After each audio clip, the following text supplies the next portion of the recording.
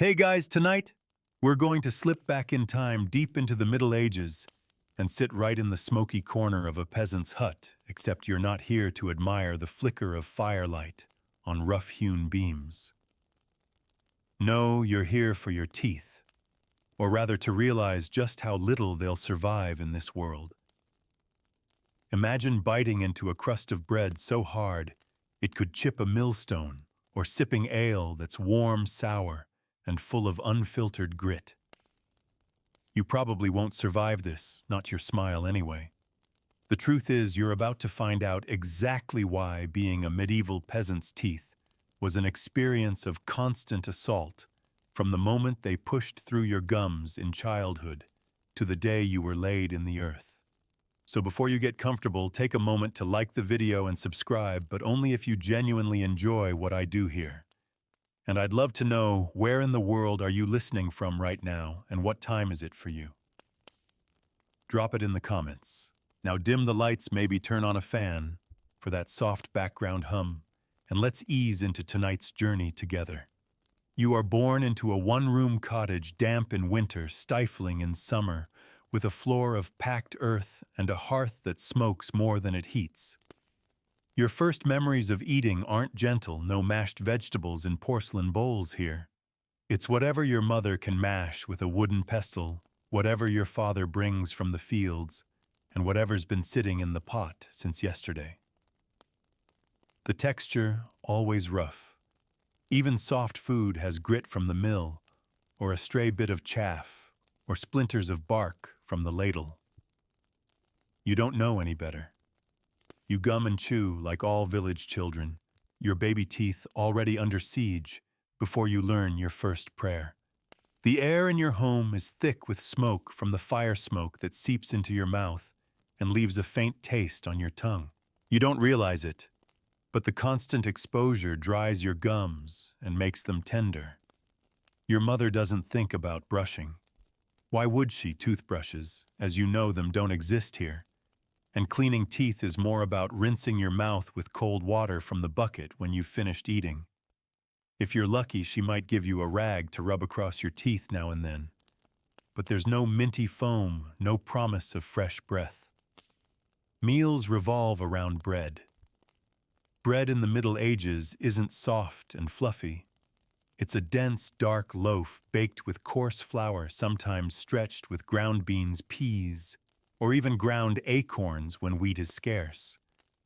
The flour is milled between stones that leave tiny flecks of grit in the dough, microscopic blades that scrape enamel with every bite. You chew, chew, chew, swallowing hard, and with each swallow, a little more of your enamel wears away. By the time you're old enough to help in the fields, your teeth already have hairline cracks invisible to you, but eager to deepen. Sweetness is rare and dangerous. If someone offers you honey, you lick it from your fingers, savoring the cloying richness. But the sugar lingers in your mouth, feeding the bacteria you've never heard of. There's no concept of cavities in your world. Just teeth that suddenly ache, gums that swell, and the eventual agony of rot. You might go to the village healer, but she has no cure for what's inside your jaw. At best, she'll give you a herbal poultice to press against the side of your face, numbing the pain for a night or two. And then there's ale, the drink you consume more often than water, because water can make you sick. The ale is weak and sour, but it's brewed with grain that leaves residue between your teeth. It's warm, it's cloudy, and it leaves a faint stickiness that your tongue can't quite clear. You drink it morning and night, and you think nothing of it, until one day a tooth gives a sharp twinge when you bite into a piece of turnip. Nobody talks about dental hygiene, but everyone talks about tooth loss. Old men and women with sunken mouths are common. Their words slurred not from drink, but from the absence of molars. Sometimes you'll see a neighbor with a piece of cloth tied around their head, holding their jaw, an unspoken signal that they're enduring a toothache that could last weeks. You learn early that once a tooth hurts, it won't get better. It will hurt until it rots, falls out, or is yanked by someone with a steady hand and a strong stomach. In your village, the extraction is done by whoever has the courage or sometimes the blacksmith. He has the tools after all, and a pair of iron tongs can grip a tooth as well as a horseshoe. You've seen it happen, the victim seated on a stool, head back, a mug of ale or something stronger downed in preparation. Then a grunt, a twist, a scream muffled by the crowd's murmurs, and the tooth comes free, often with a piece of gum or jaw attached. The blacksmith wipes the tongs on his apron. The patient spits blood into the dirt, and life goes on. You live in a world where dental agony is a fact of life, a shadow that follows every mouth. Your smile isn't something you think of as an asset. It's just teeth tools for eating. And like any tool, they will break dull and fail long before you do. By the time you're 7 or 8, you've already learned that biting into certain foods comes with a risk. A pebble in a lentil stew, a burned crust at the edge of the bread, either could snap a tooth. You've watched your older brother spit blood into the dirt after breaking one of his front teeth on a barley loaf that had cooled too close to the fire. Nobody made much of it. Your father just shrugged and told him to chew on the other side. In your world, a broken tooth isn't a crisis. It's simply the next stage of life. You don't understand why your teeth ache more in winter until you're much older. The cold makes them sensitive, but so does the diet: fewer fresh foods, more dried grains and preserved meats. Salted pork is a luxury, but it's tough, sinewy, and tears at your gums. And those pickled vegetables sitting in brine for months are so acidic they sting your tongue. The burning is sharp, almost electric, but you keep eating because hunger is worse. There's no such thing as brushing before bed. Nights in the cottage mean curling up in the dark with the taste of the evening meal still clinging to your teeth. Sometimes a bit of gruel or bread works its way into the gaps between your molars, wedging there like a splinter in wood. You tongue it absent-mindedly as you fall asleep, unaware that the longer it stays, the more it feeds the tiny invisible invaders in your mouth. When the pain comes, it doesn't announce itself with a warning. One morning you wake to find a dull throb along your jaw. By midday, the throbbing has turned into a sharp, stabbing sensation every time you chew. You press a hand to your face and your mother notices. Her eyes soften, but she doesn't rush to fix it. There is no fix. She might boil some chamomile flowers or crush cloves to pack against your tooth, hoping the bitterness will numb it. The relief is real, but fleeting. Within hours, the pain is back, deeper, angrier. In the village, you've heard whispers about worms in teeth. The elders believe that toothaches are caused by small creatures burrowing inside, gnawing at the bone. If the pain is unbearable, someone might offer to smoke the worms out. You've seen it done leaning over a pot of steaming herbs while holding the sore side of your mouth open. The heat rushes in, the bitter smoke curls around your gums, and everyone watches, waiting for the worm to flee. Of course, nothing emerges. The pain remains. But people nod and say it will help because there's nothing else to say. By your teenage years, the damage is visible. Your front teeth are worn flat, the enamel dulled from years of grinding against coarse bread. Small dark pits mark the tops of your molars where decay has set in. Some of your friends already have gaps in their smiles, the empty spaces where teeth used to be.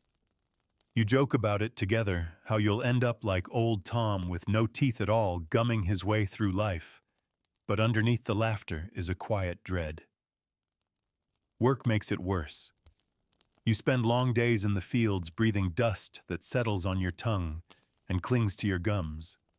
You drink ale to wash it down, but the ale is thick and leaves a film across your teeth. On hot days, you chew stalks of wheat or barley, not knowing that the fibrous strands will wedge between your teeth and stay there for days. You've got no toothpick, no thread, no way to clean it out. Every so often you hear about someone going to the nearest market town to see a barber surgeon. He'll pull teeth among other things. His shop smells of blood and vinegar, and the tools on his table are stained from past work. You can pay him to take a tooth, but the journey is long, and the price steep, too steep for most peasants. So instead, the pain lingers until it forces your hand.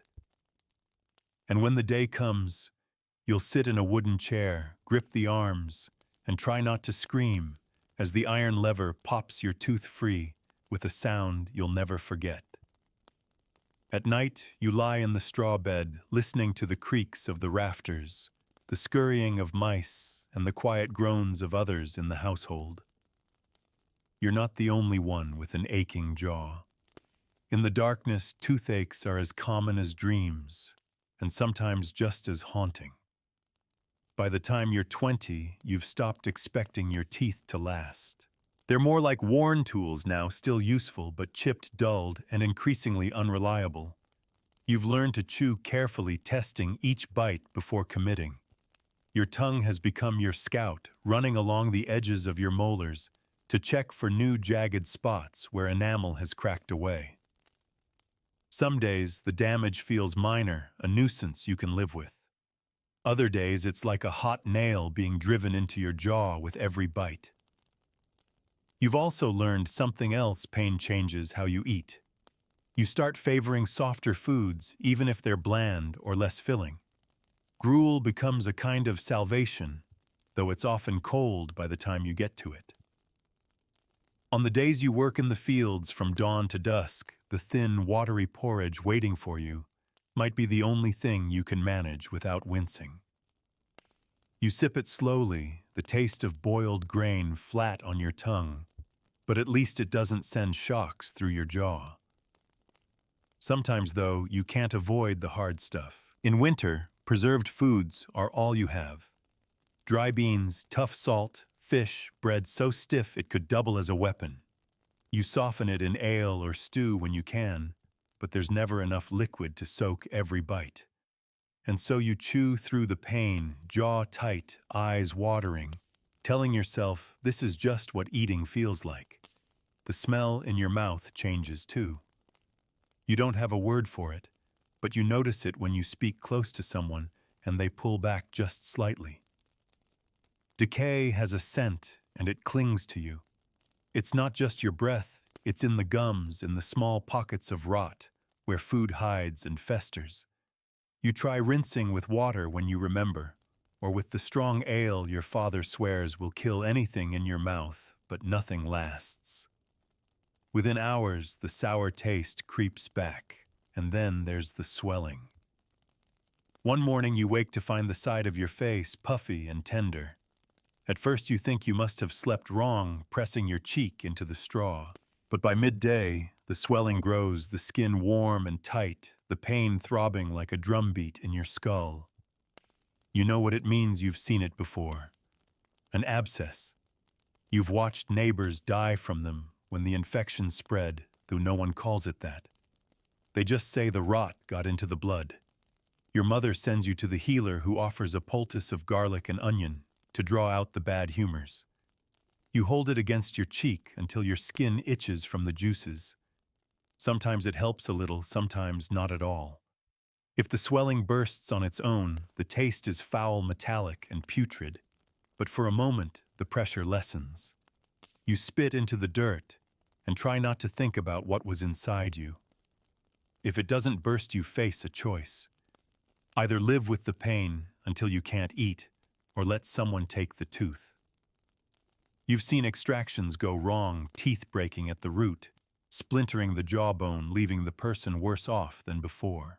But you've also seen the relief on someone's face when the cursed thing is finally gone. They spit blood, wipe their mouth, and smile for the first time in weeks. That's the hope you cling to. The years wear you down. You might lose a tooth here, another there, until chewing becomes more about mashing food against your gums than biting. You're young, but your smile is already the smile of someone twice your age. You notice the way it changes your speech, too. Certain words sound softer, less sharp. The village children tease you sometimes, but you know they'll have the same fate soon enough. By the time the first gray hairs appear at your temples, your teeth tell your life story better than any chronicle. They're a map of every hard crust, every winter of scarcity, every night you fell asleep with grit still in your mouth. They remind you that in this world, survival isn't about living without pain. It's about learning to live alongside it. You start noticing something about the elders in the village. Not just that they have fewer teeth, but that they move their mouths differently when they eat. They chew in slow, deliberate circles, keeping the food in a specific spot where their remaining teeth meet like an old millstone grinding grain in a narrow groove. You realize this is learned behavior, a survival skill born from decades of adapting to pain.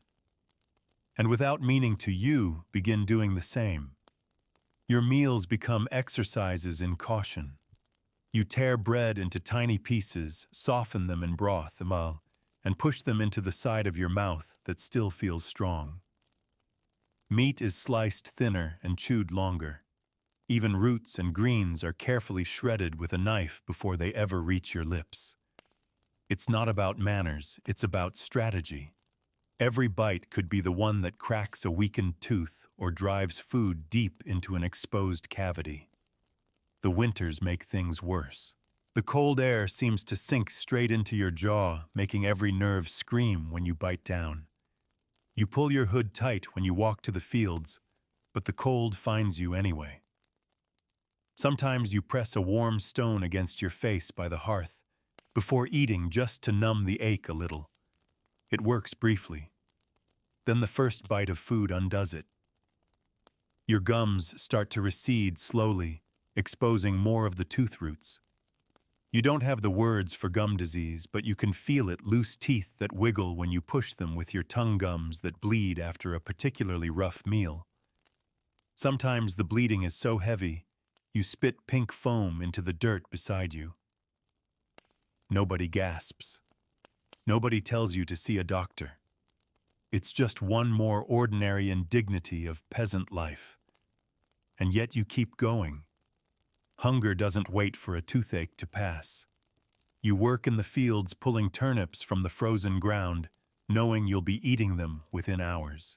They'll be boiled until soft, but even then, the fibrous strands will cling between your teeth. You'll feel them there, stubborn as weeds, for days. In the market town, you sometimes pass the stall of a man who sells odd little sticks bundled with twine. He calls them chewing sticks and says they'll clean your teeth if you rub them along the gums. You try one once. The fibers fray at the tip, and you scrub as best you can, but the taste is bitter and woody, and your gums bleed where the stick catches on rough enamel. You don't bother buying another. The truth is, no one in your world thinks of a mouth as something to care for, only something to endure. A toothache isn't a sign to change habits. It's a reminder that your body, like the tools you use every day, will wear out in time. You replace a worn hoe mend, a torn tunic, and pull a rotten tooth. The logic is the same. Some nights you dream of eating without pain. In the dream, the bread is soft, the meat tender, the fruit sweet and crisp, without sending pain shooting through your jaw. You wake with the taste of it still in your mouth, a phantom sweetness that makes your real breakfast of ale and bread feel even more bitter. And yet, there are moments, rare, fleeting, when you forget the state of your teeth. A wedding feast with roasted goose so rich you barely notice the crunch of grit. A late summer harvest when the pears are ripe enough to melt on your tongue. A stolen spoonful of honey when the beekeeper turns his back. These moments remind you why you keep chewing, keep enduring, even as the damage mounts. Because here in your world, there is no fixing what's broken. There is only living with it until it's gone. By your 30s, the story of your teeth is written in gaps and jagged edges. Some are missing entirely, others lean at awkward angles where the gums have loosened their grip. When you run your tongue along them, the surfaces feel uneven, some worn smooth as river stones, others sharp like splinters. You don't think about smiling anymore, not in the way a noble might for a portrait. Your mouth is for eating, speaking, and surviving, and every one of those tasks has become harder. You've learned to read other people's mouths too. In the flicker of firelight, you notice the dark spots, the swollen cheeks, the way someone favors one side when chewing. You can tell by a person's voice whether they've lost front teeth. It changes the way the words pass their lips. You can even hear the dull, wet quality of a voice when an abscess swells in the jaw. At gatherings, the noise of eating is a chorus of careful chewing, occasional groans, and the sharp intake of breath when pain flares. Nobody stops to comfort you if it's your turn to wince. They're all fighting their own battles. In this, you share a silent understanding. Pain is part of the meal. Work in the fields doesn't wait for a toothache to pass. If anything, it makes things worse. Biting through a strip of dried meat, or gnawing on a crust of bread, is one thing, but when you're threshing grain or winnowing chaff, dust coats your tongue and gums grinding against what enamel you have left. You spit brown into the dirt, rinse with ale, and get back to work, knowing each day in the fields is another day closer to losing what remains of your teeth. You've tried the folk cures, rubbing your gums with ash from the hearth, said to pull out the bad blood, holding a heated iron near the sore tooth to drive away the ache, chewing parsley, mint, or sage to sweeten the breath. They might mask the smell for a while, but they do nothing for the deep throbbing pain that blooms in the bone itself. And then there are the desperate remedies. Once, when an abscess swelled so badly you couldn't sleep, a neighbor suggested holding a frog in your mouth. She swore the creature would draw out the poison before hopping away. You tried it, the cold skin and twitching legs pressing against your tongue.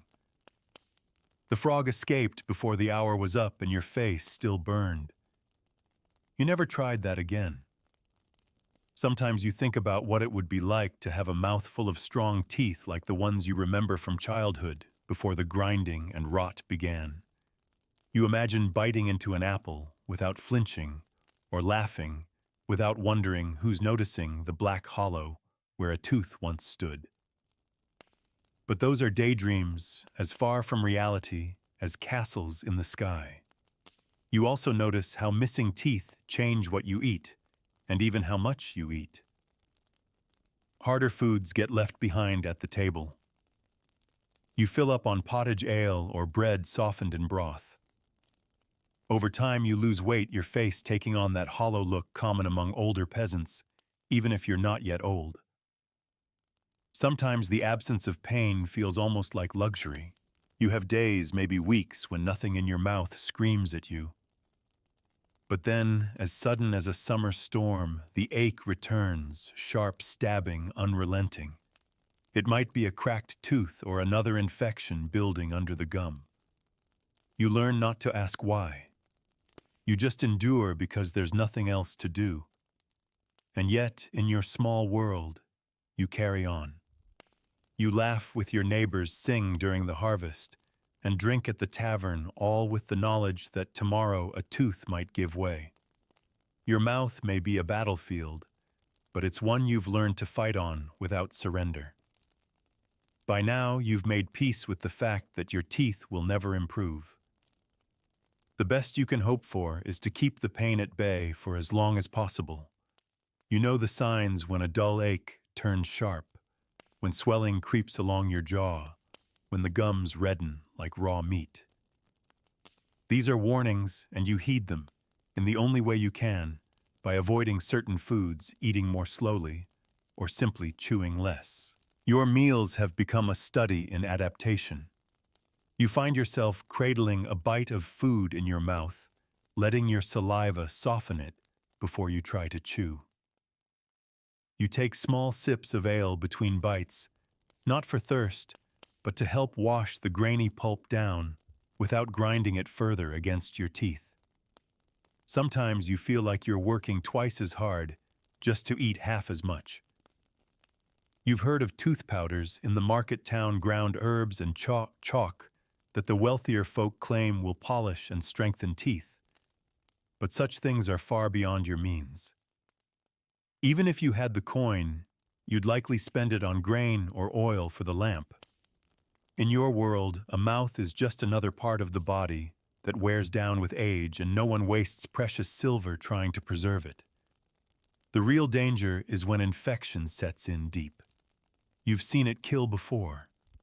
The swelling starts in the gum, spreads to the cheek, then down the neck. The person grows feverish eyes, glassy, voice weak. They can't eat, then they can't drink, and before long they can't get out of bed. Some recover after days of misery, but others don't wake at all. The village whispers about curses or divine punishment, but you've learned it's just one more way this life can take you. When the pain gets too much, you consider the blacksmith again. He's pulled your teeth before, each time leaving you half in shock from the force it takes to free them. The tongs grip the tooth, the hand twists, and there's that awful pop, followed by hot metallic blood flooding your mouth. The pain doesn't end immediately. In fact, it changes, shifting from the stabbing of a rotten tooth to the throbbing of an open wound. But in a day or two, the relief comes, and for a little while you feel almost whole again. The gap it leaves is another reminder of the slow march toward toothlessness. You change how you chew to compensate. You shift food around your mouth like a chess piece, always planning the next move so it lands in the safest spot. You've become a strategist without even thinking about it. And you're not alone. Look around the hearth at night, and you'll see the same patterns: your mother carefully chewing on the right side.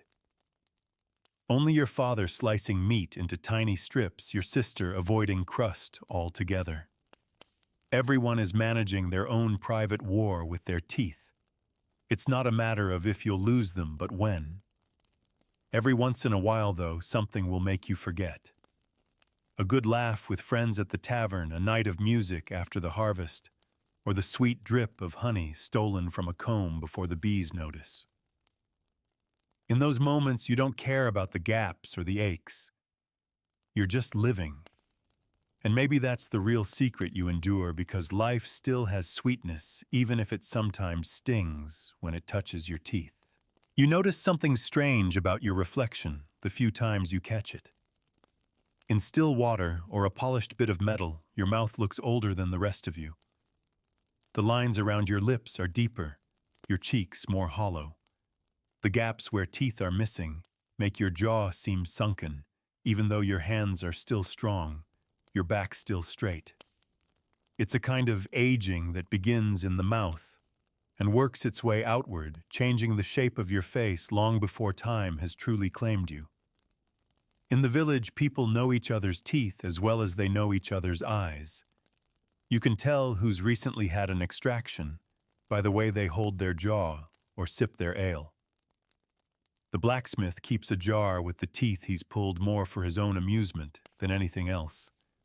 You've seen him tip it over in the tavern, letting the yellowed, cracked little trophies clatter across the table while everyone laughs and cringes at the same time. You laugh too, but you also imagine your own teeth among them, each one a marker of another battle lost. The seasons dictate the state of your mouth as much as anything.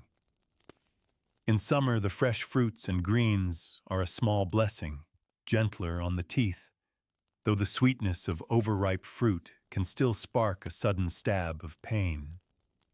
In autumn, you feast on softer stews and tender meats when the slaughtering is done, and for a few short weeks, eating almost feels like pleasure again. But winter and early spring are the long, hard months. Everything is dry, salted, or tough. Your jaw aches constantly, and you chew more out of necessity than desire. And then there are the celebrations, times when you're expected to eat more than usual. Weddings, harvest feasts, midwinter festivals. You push through the pain to avoid drawing attention, swallowing bigger chunks than you should, knowing they'll sit heavy in your stomach because you didn't chew them well. The ale flows freely, dulling the ache for a few hours. But the next morning, your mouth feels raw, as if every nerve has been scraped. The unspoken truth in your world is that no one dies with all their teeth. By the time someone is old, their smile, if they have one left, is a patchwork of gaps.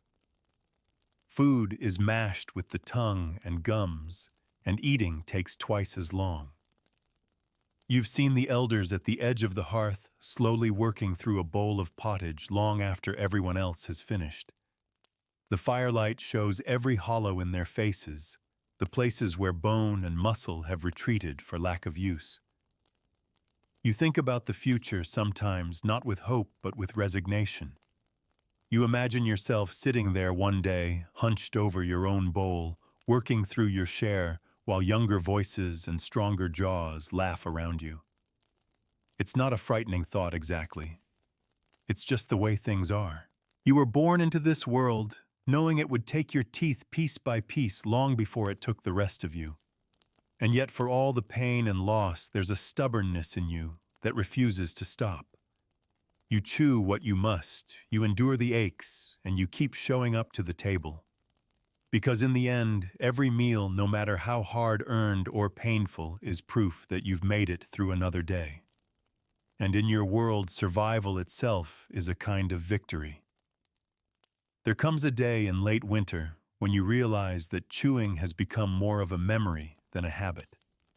Your mouth still goes through the motions, but the real work is happening with your tongue and gums mashing food down enough to swallow.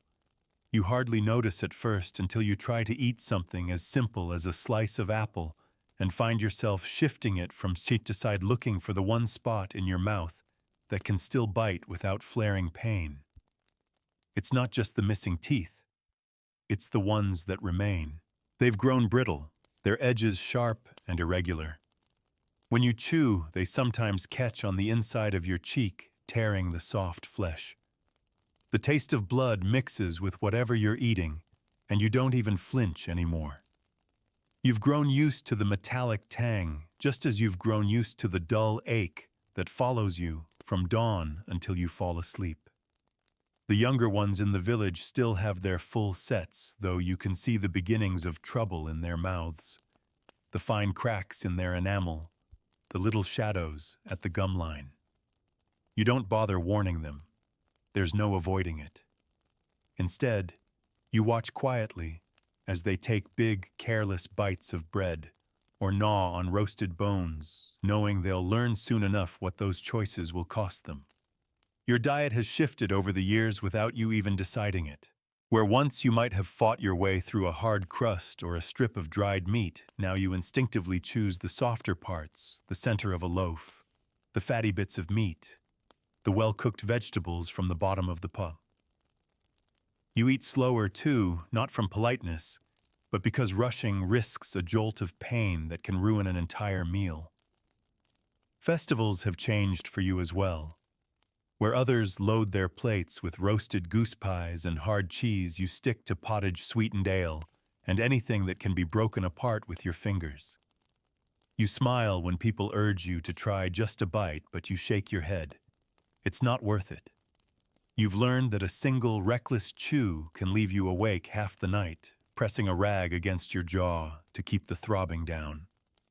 The healer still offers remedies, garlic poultices, clove oil rinses made from boiled sage, but you know they're only small mercies. The ache always returns. When an infection flares, you hope it will burst on its own, because the thought of another extraction fills you with dread. You've already lost so many.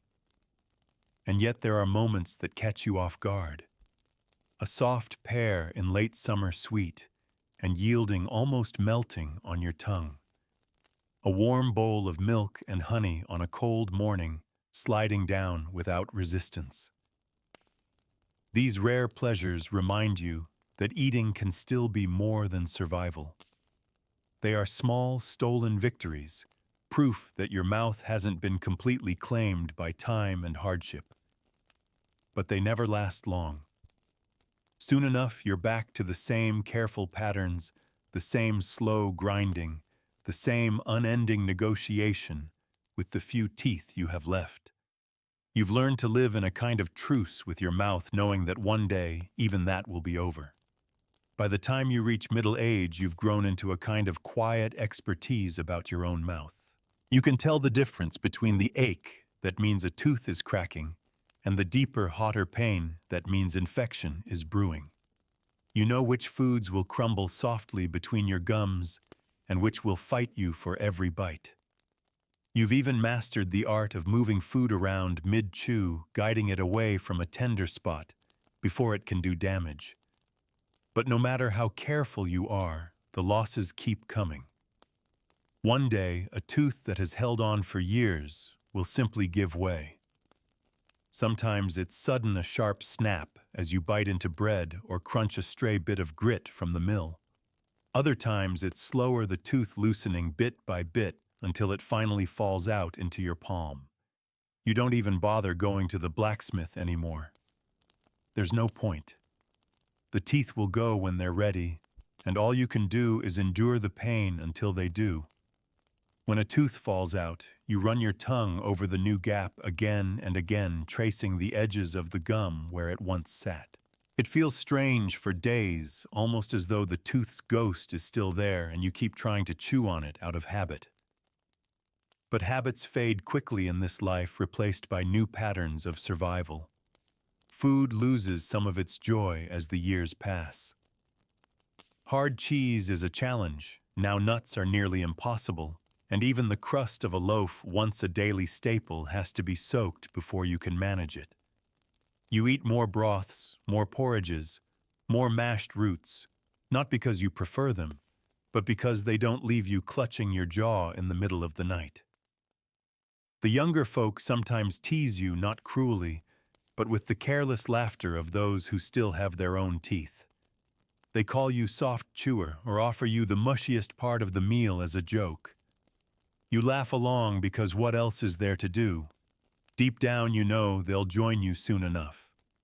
You've seen it happen too many times to doubt it. At night, lying on your straw bed, you think about how much of your life has been shaped by what you can and cannot eat. There were the years you avoided the market's harder fare, the festivals where you kept to the pottage, the work days when you couldn't eat enough to keep your strength, because every bite was a battle. You've learned that hunger and pain often go hand in hand, and you've become skilled at living with both. Still, you find small ways to keep some dignity. You rinse your mouth with ale after eating, not because it truly cleans your teeth, but because it makes your breath less sour for a little while. You chew sprigs of mint or parsley in summer when they're growing by the cottage, letting the sharp green taste cut through the bitterness that lingers in your mouth. These aren't cures, but they are small acts of care in a world that offers so few. The truth you've carried all your life is simple in your world. Teeth are not something you keep, they are something you lose slowly, painfully, inevitably. And each loss changes you a little, not just in how you eat, but in how you see yourself. Your mouth tells the story of every winter survived, every hard crust bitten, every year endured. And in its way, it's proof of your stubbornness. There's a strange thing that happens once you've lost enough teeth. You begin to forget what it was like to have them all. The memory of biting into something with confidence fades. Instead, you measure food in terms of softness and shape, weighing each mouthful for its potential to hurt you. Apples, once a treat, are now an enemy unless they've been stewed to pulp.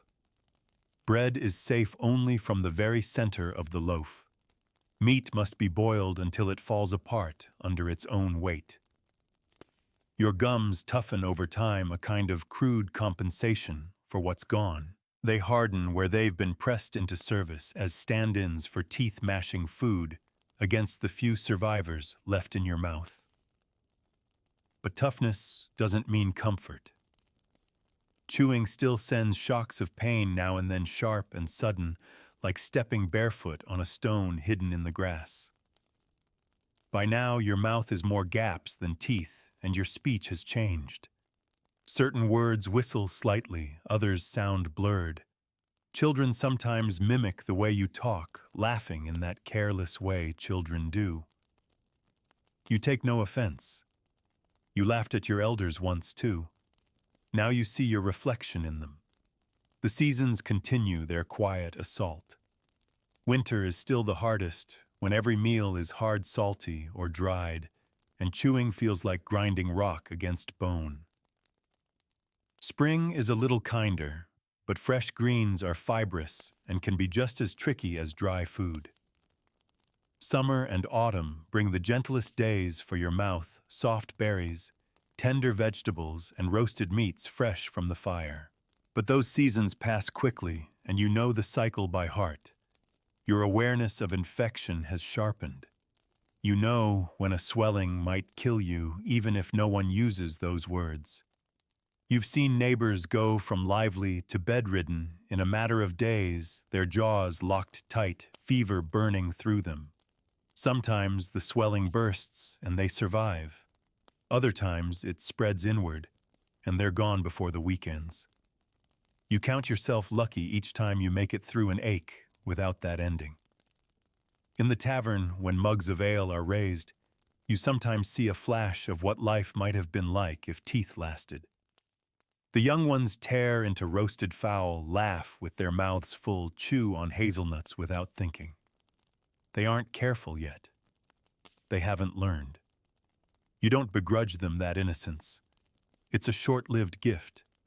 You've also learned that losing teeth changes your appetite in ways you didn't expect. It's not just the pain, it's the effort. Eating takes so long now that you often tire of the meal before you've eaten enough. You feel hunger in the evenings, but you'd rather ignore it than spend another hour coaxing food into something you can swallow. It's not that you've lost the will to eat. It's that eating itself has become a kind of labor, one more task in a day, already full of them. Sometimes lying in the dim glow of the fire, you think about how your teeth have been with you through every change in your life. They've bitten through the bread of lean years, torn the meat of festival days, and ached through nights of hunger and cold. Now as they dwindle, you feel the years in your mouth more than in your back or knees. In a way, your teeth have been the truest record of your life. Each crack, each gap, each missing piece a chapter written in bone. There comes a point when eating becomes less about taste and more about calculation. Every meal is a problem to solve. How to get the food down without hurting yourself. How to work around the newest tender spot. How to make the most of the teeth you still have. You've become so practiced at this that you can hold an entire conversation while mentally charting a path for your next bite, shifting it around your mouth like a chess piece avoiding danger. Your jaw feels different now too. Without teeth to keep it aligned, it sometimes clicks or shifts when you chew.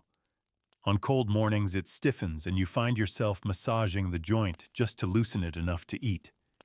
Your gums, hardened by years of use, still ache under pressure, especially where the bone beneath has begun to wear thin. There's no word in your village for bone loss, but you know it's happening. You can feel the way your mouth has changed shape over the years. When you talk to the elders, you notice how they lean forward when speaking, as if to make up for the way their voices have softened with age and missing teeth. You've begun doing the same without realizing it. Your laugh is different, too shorter, more closed-mouthed, not because you're ashamed exactly, but because you've learned that an open laugh can invite jokes about the gaps you carry. The meals you look forward to most now are the ones that ask the least of your mouth. A warm bowl of pottage with plenty of liquid, a soft-boiled egg milk sweetened with honey when you can get it. Sometimes you'll skip the harder fare altogether, letting others take the crusts and tougher cuts without complaint. They assume you're being generous. In truth, you're simply avoiding another sleepless night of throbbing pain. You still hear about cures from time to time, stranger remedies brought back from travelers or the market. Powdered deer antler to strengthen the roots, rinsing with brine to harden the gums, chewing willow bark to ease the ache. You've tried some ignored others, but the result is always the same temporary relief at best, nothing at worst. In this world, the only true cure for a tooth is losing it. Sometimes when the pain is low and the fire is warm, you find yourself remembering what it felt like to eat without thinking.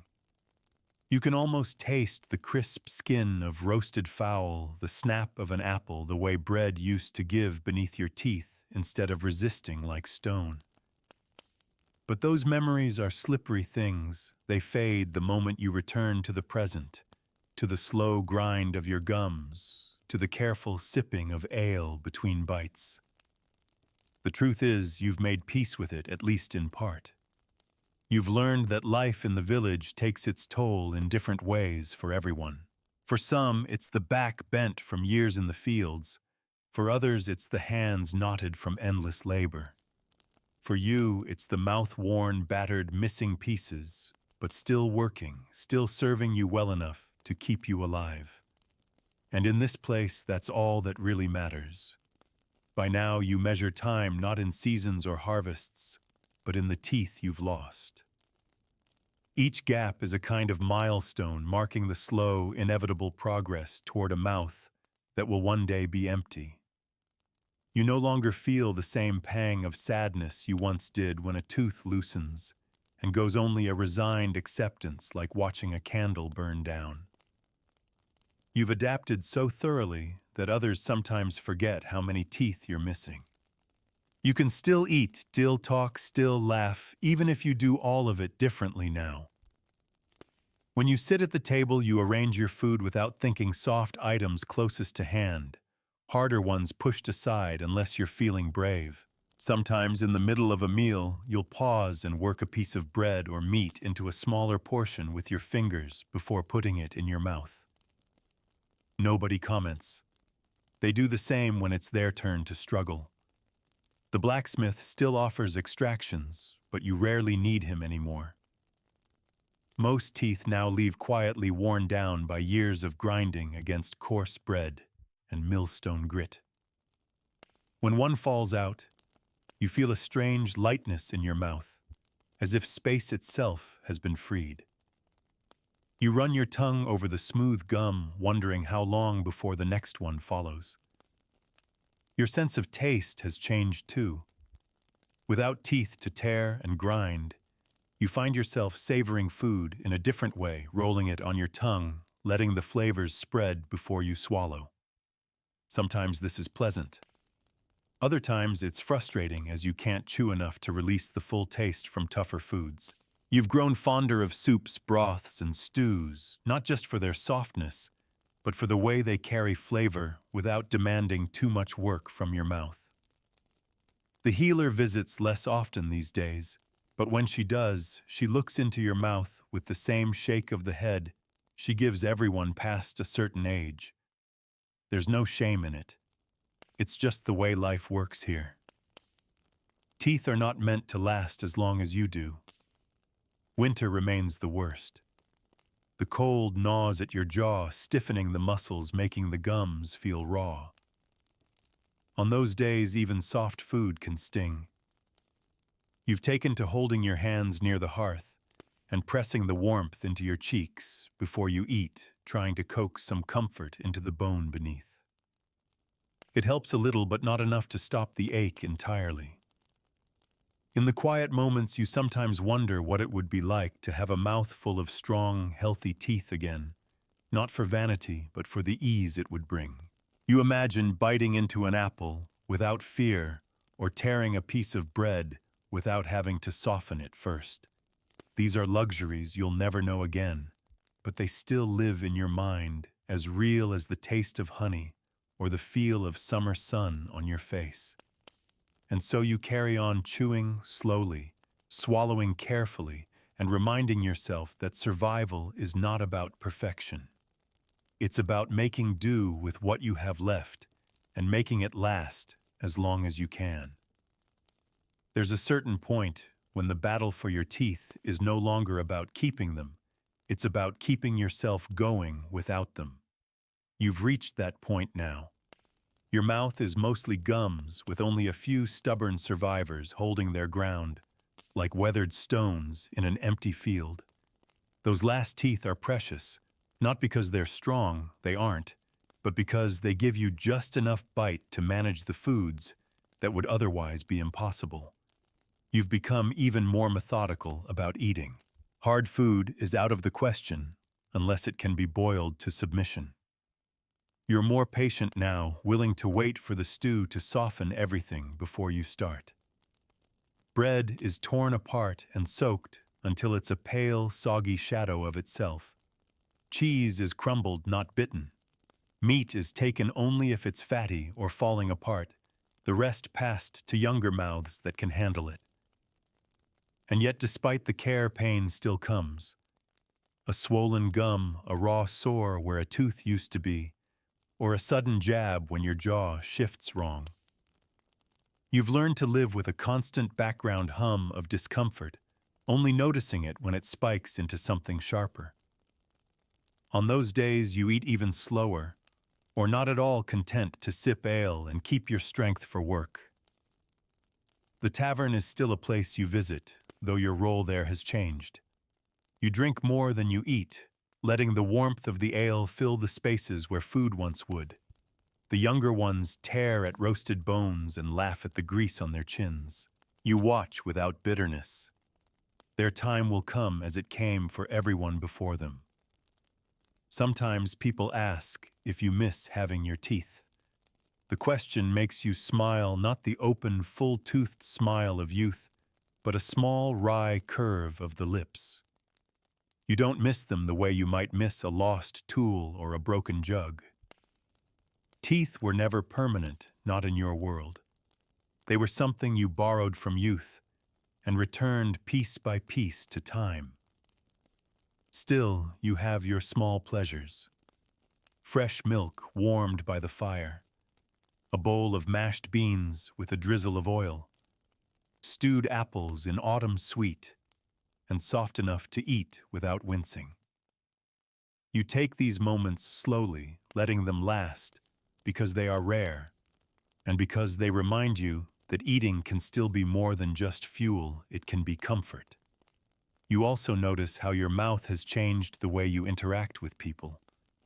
You choose your words more carefully, both for meaning and for ease of speech. You've developed small habits covering your mouth when you laugh, turning your head slightly when you speak, that are less about shame and more about control. It's easier to manage how others see you than to pretend your teeth aren't gone. And though your reflection in water shows a face lined by work weather and years, you know that every missing tooth is proof of survival. You've lived through lean winters, hard harvests, and long days in the fields. Your teeth may have failed you, but your will to endure has not. In the end, that's what keeps you at the table night after night, working through each meal with the same quiet determination you've carried all your life. By now, your relationship with food is less a matter of choice and more a matter of negotiation. You no longer think in terms of, what do I want to eat? But instead, what will my mouth let me eat today? Some mornings you can manage softer bread or a well-cooked vegetable without trouble. Other days, even the thought of chewing makes your jaw ache, and you resign yourself to thin broth and ale. You've learned the value of patience at the table. When a dish arrives, you let it sit longer, cooling and softening, while others dig in. By the time you take your first bite, the food has usually yielded enough for your gums to manage. It's not just about avoiding pain, it's about conserving energy.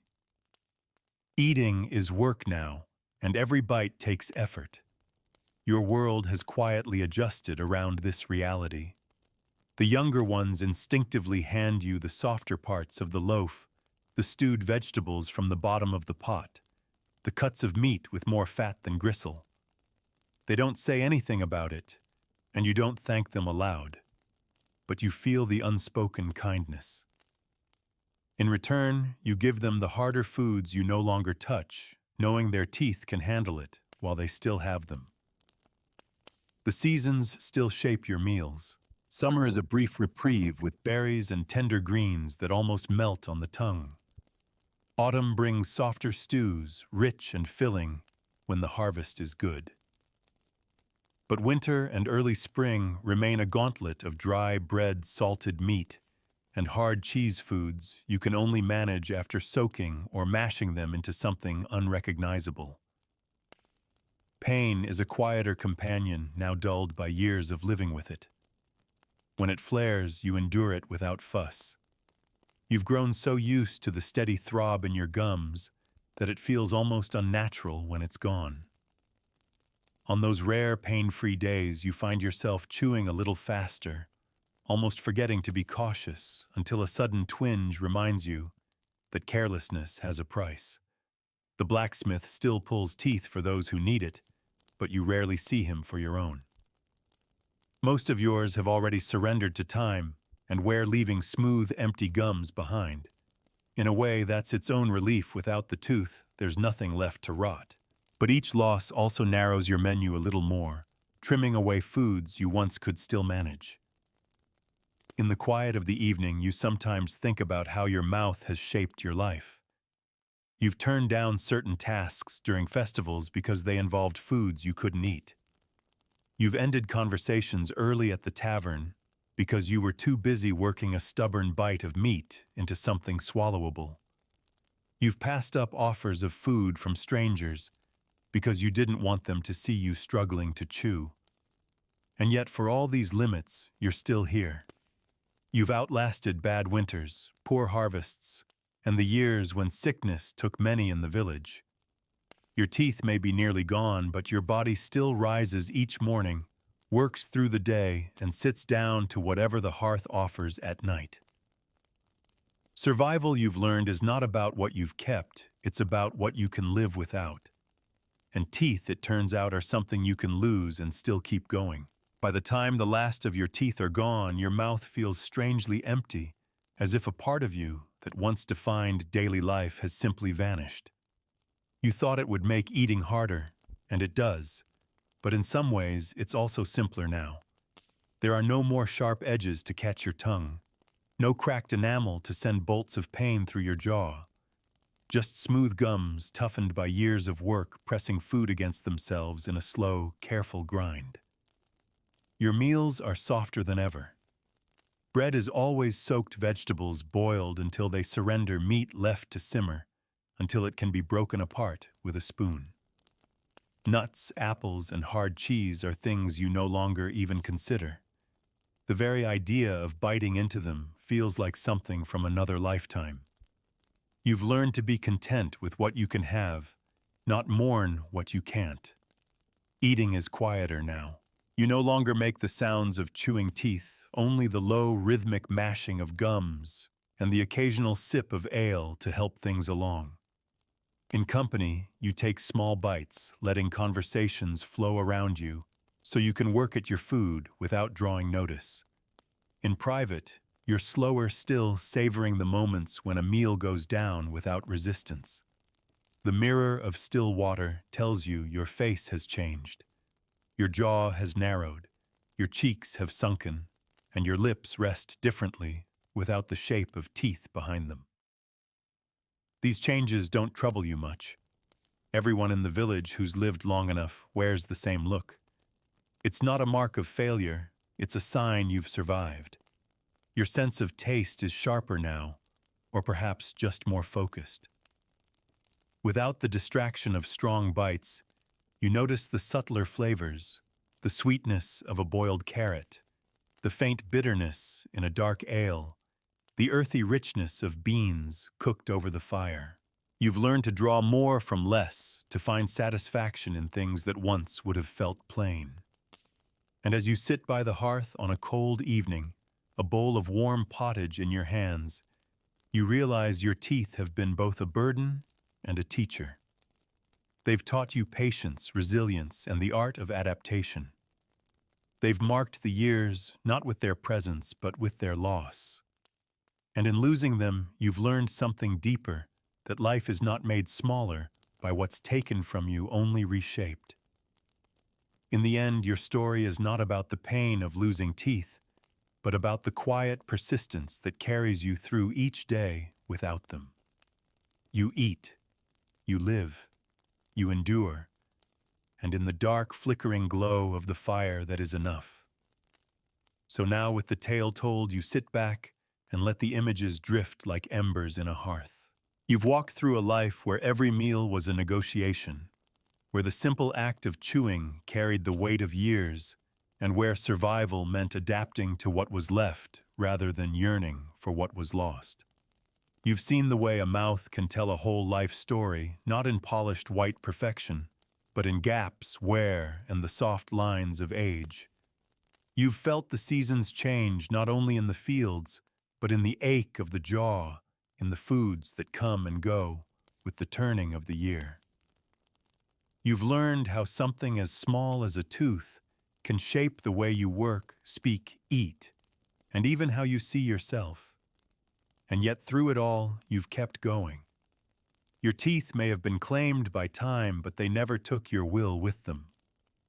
In their absence, you've found ways to live fully in the world. You were given soft bread dipped in broth, warm ale on a winter's night, the tender sweetness of stewed fruit in autumn. Small pleasures, but no less precious for their size.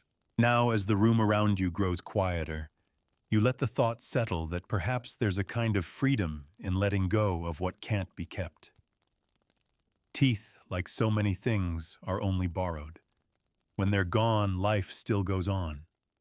The fire burns low, the night presses in, and you find yourself breathing more slowly, the ache in your jaw forgotten for now. You are here, you have eaten, you have endured, and tomorrow you will again.